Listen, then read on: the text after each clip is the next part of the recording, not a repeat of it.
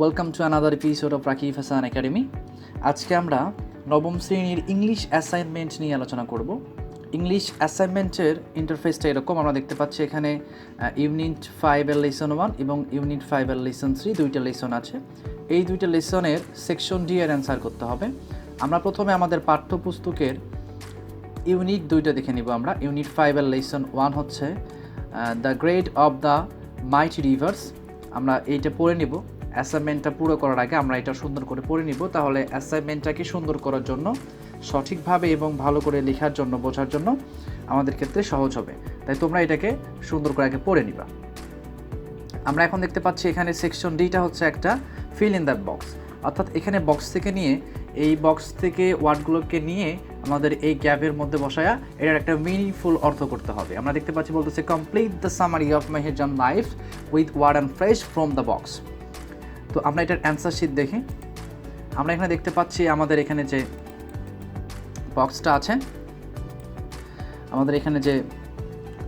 বক্সটা আছে, বক্সের প্রথম ওয়ার্ডটা হচ্ছে ভিকটিম। ভিকটিম শব্দের অর্থ হচ্ছে শিকার হওয়া।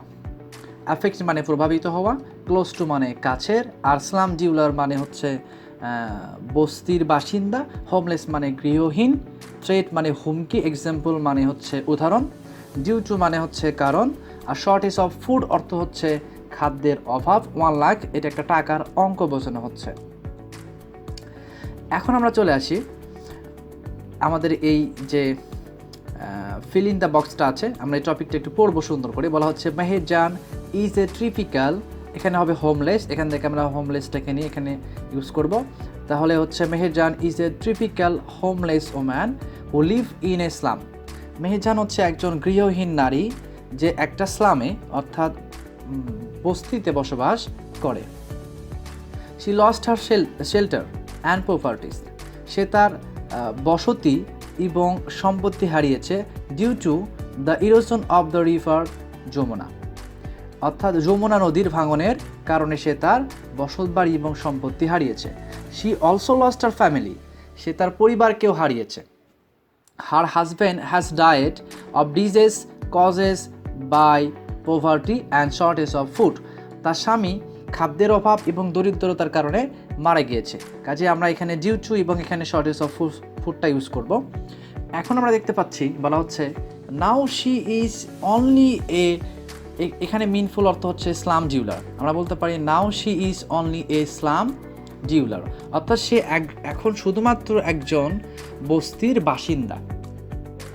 লাইক মেহেরজানের মতো দেয়ার আর মেনি পিপল, এরকম আরও অনেক মানুষ আছে who have become the victim of river erosion, যারাও নদী ভাঙরের এরকম শিকার হয়েছে। River erosion is still posing threat, নদী ভাঙন এখনও হুমকি দিয়ে যাচ্ছে। To the lifes and properties, জীবনের প্রতি এবং সম্পত্তির প্রতি। অফ থাউজেন্ড অফ পিপল, এখনও হাজার হাজার মানুষের কাছে। পিপল লিভিং, মানুষ বসবাস করে। ক্লোজ টু দ্য রিভার, নদীর কাছে। আর মোস্ট লাইকলি ভিকটিম, তারাই সবচেয়ে বেশি শিকার হয় অফ রিভার ইরোশন, নদী ভাঙনের। ইচ ইয়ার, প্রত্যেক বছর। অ্যাবাউট 1 লাখ পিপল, প্রায় 1 লক্ষ মানুষ। বিকাম হোমলেস, বাড়িহীন হয়ে যায়, গৃহহীন হয়ে যায়। ডিউ টু রিভার ইরোশন, নদী ভাঙনের কারণে। ইন বাংলাদেশ, আমাদের বাংলাদেশে। মেহেরজানস লাইফ, মেহেরজানের জীবন। ইজ জাস্ট 1 এক্সাম্পল, মাত্র একটা উদাহরণ। হাউ ক্লাইমেট চেঞ্জ, কীভাবে জলবায়ুর পরিবর্তন বা আবহাওয়ার পরিবর্তন অ্যাফেক্ট দ্য লাইফস, জীবনকে প্রভাবিত করে। অফ থাউজেন্ড অফ পিপল, হাজারো মানুষের। এবার আমরা পরবর্তী প্রশ্নের উত্তরে চলে যাই। আমরা ইউনিট 5-এর লেসন 3-র উত্তর করব। তো আমরা প্রথমে ইউনিট 5 লেসন 3-র যে টেক্সটটা আছে, আমরা টেক্সটটা একটু দেখে আসি। এখানে ইউনিট 5-এর লেসন 3 হচ্ছে ম্যান অ্যান্ড ক্লাইম্যাক্স, মানুষ এবং জলবায়ু। তো এখানে যে টেক্সটটা আছে, আমরা টেক্সটগুলোকে যদি সুন্দর করে পড়ি তাহলে আমাদের অ্যান্সার করতে এটার জন্য সহজ হবে। এখন আমাদের অ্যান্সার করতে হবে সেকশন ডিতে। কাজে আমরা সেকশন ডির দিকে যাই। আমরা দেখতে পাচ্ছি এখানে সেকশন ডিটা বলা আছে। আমরা যদি এখানে একটু রিড করি, আমরা বলতে পারছি এখানে বলা হচ্ছে write a letter to the editor of A news paper expressing your concern about growing deforestation in your area. তোমার এরিয়াতে ডিফরেস্টেশন মানে বৃক্ষ নিধনটা খুব বেশি হওয়ার কারণে একটা নিউজ পেপারের এডিটরের কাছে একটা লেটার লিখতে হবে। Describe your deforestation is changing your environment. এখানে লিখতে হবে একটা, তারা স্পেসিফিক করে দিয়েছে যে ডিফরেস্টেশনটা, বৃক্ষ নিধনটা আমাদের পরিবেশটাকে ইফেক্ট করতেছে, চেঞ্জ করতেছে।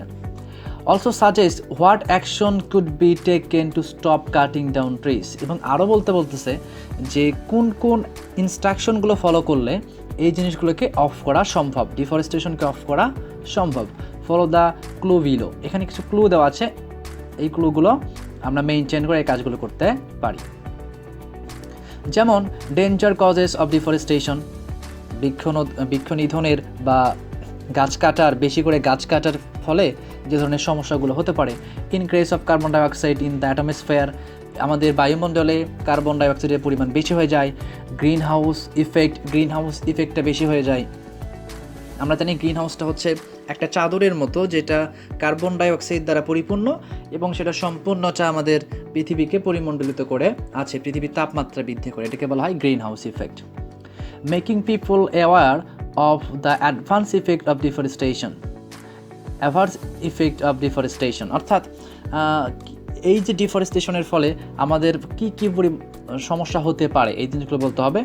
Making an action plan two stop deforestation, এমন একটা পরিকল্পনা করতে হবে যেটার দ্বারা ডিফরেস্টেশনকে থামানো সম্ভব। তো এটা আমরা যদি অ্যান্সার করি, আমরা অ্যান্সারটা ঠিক এভাবে করব। তোমরা দেখতে পাচ্ছ এখানে প্রথমে আমরা লেটার লেখার জন্য আমাদের যে বিষয়গুলো করতে হয়, আমাদের তারিখ দেবো, আজকের তারিখ 15 নভেম্বর 2020। তারপরে দ্য এডিটর, প্রথম আলো, তেজগাঁও, ঢাকা। তেজগাঁও স্পেলিংটা আরাউন্ড কীরকম হবে আমি লিখেছি এভাবে, তোমরা এটাকে চেঞ্জ করে অন্য কোনো ঠিকানা দিতে পারো।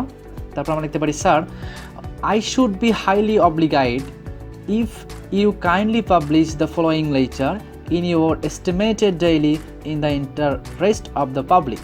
Sincerely your Habib. এখানে তোমরা তোমাদের নামটা ইউজ করবা।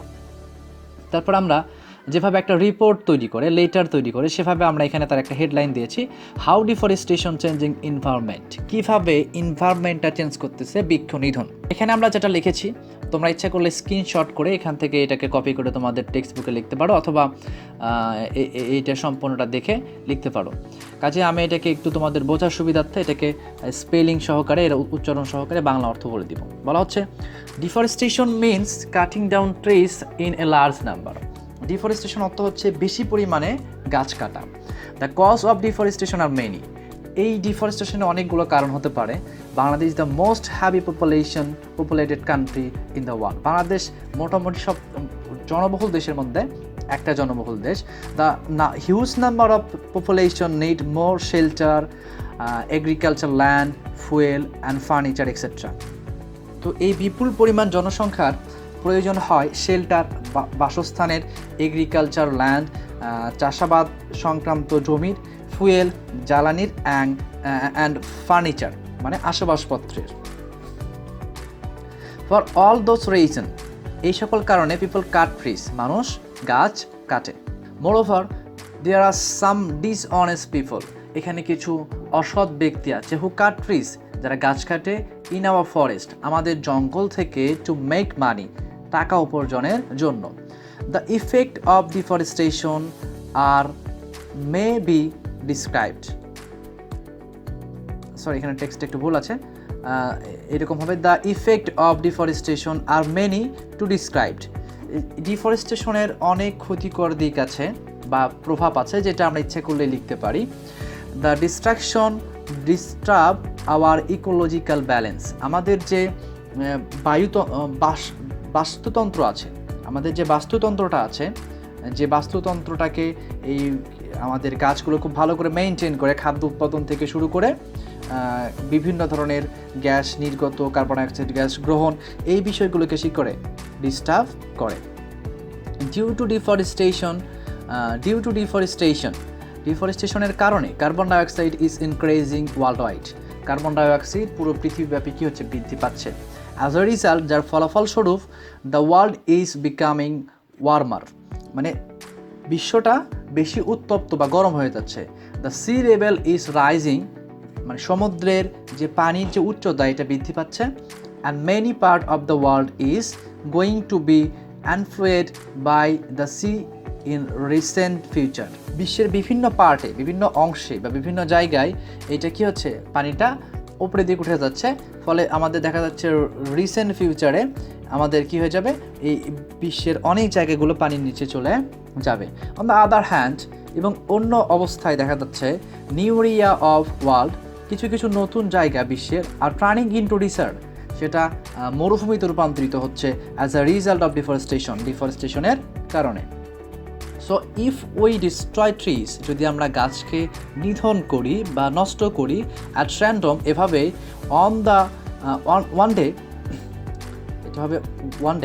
One day the country will turn into a great desert, আমাদের দেশটা একটা মরুভূমিতে রূপান্তরিত হবে।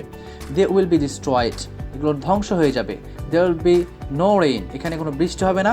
And as a result our agriculture will face a great crisis, আমাদের যে ফসল এটা একটা বিপর্যয়ের মধ্যে পড়ে যাবে।